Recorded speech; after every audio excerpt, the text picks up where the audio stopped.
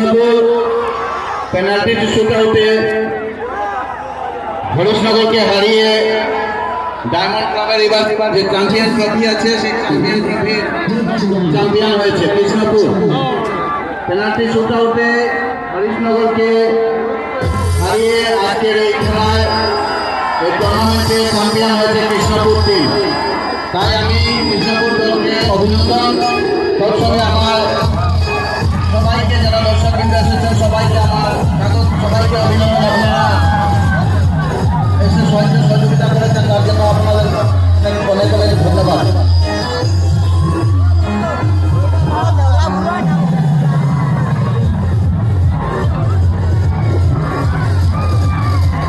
আমাদের এখানে একটা ছাত্রী পাওয়া গেছে, আপনারা যদি